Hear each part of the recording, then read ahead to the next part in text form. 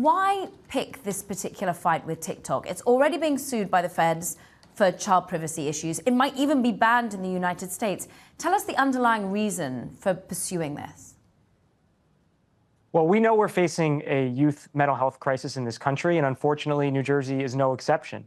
And as we have shown in a number of actions, we know that social media companies have knowingly targeted our youth in ways that have damaged their mental health and caused them real harm.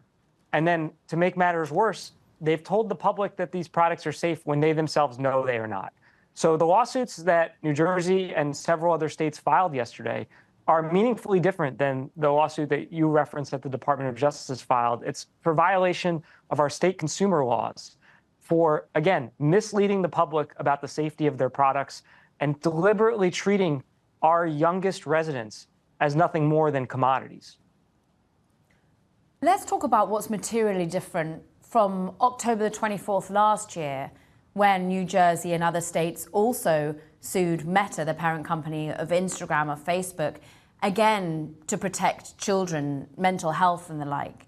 How are the two actions different? What do you see in particular with TikTok? Well, legally, they're distinct lawsuits, and these investigations have been underway for some time, and investigations of these kinds take time. But as a general matter, we know that social media companies like Meta and TikTok have targeted our youth, have deliberately taken steps to keep our youth on their platforms for long periods of time, have implemented features like TikTok has with respect to body image features that allow you to put yourself on TikTok as if you had plastic surgery or extensive makeup that cause real harm to kids' mental health. That's created body dysmorphia crises and mental health crises, particularly amongst young girls.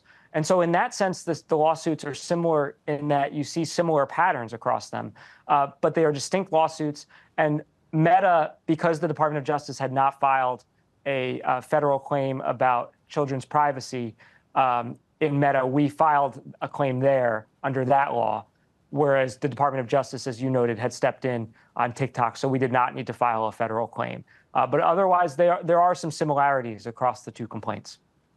Well, Attorney General Platkin, forgive me, but for many of your constituents, that's a fair question. What's the point? There is a federal suit against TikTok.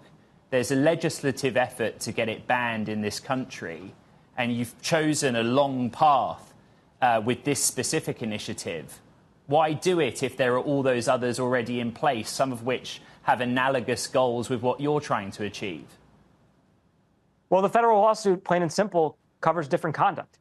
Here we're talking about deliberately misleading the public about the safety of their products, about telling people that their product is safe when they know it's not, when the United States Surgeon General has said publicly it's not, that they should have a warning label on it.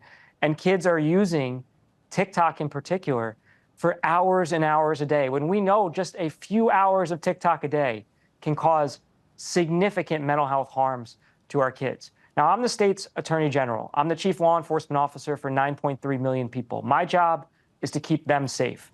And when I see a company peddling a product, targeting our youngest residents, treating them for nothing more than dollar signs, and putting profit ahead of their mental health, then I have an obligation to step in and protect them. And that's what this lawsuit and the lawsuit against Meta is doing. Mr. Platkin, if this proceeds and goes before a jury, how will you show that what TikTok does is intentional, that it is malicious, in your accusation that they are profiting off young users? Well, I'm not going to speak to what we'd eventually show at a trial, but I think our complaint lays out very clearly what TikTok knew and the harms that their products have caused, including the result is that we have essentially compulsive users of TikTok products ages 13 to 17 throughout our state and throughout this country. And we know at the same time we're experiencing a massive spike in mental health challenges for our youth, suicidal ideation, depression, anxiety, all up at historic levels.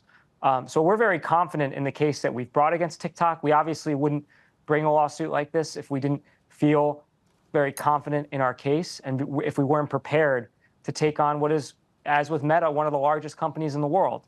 And my message is simple. We're ready for that fight.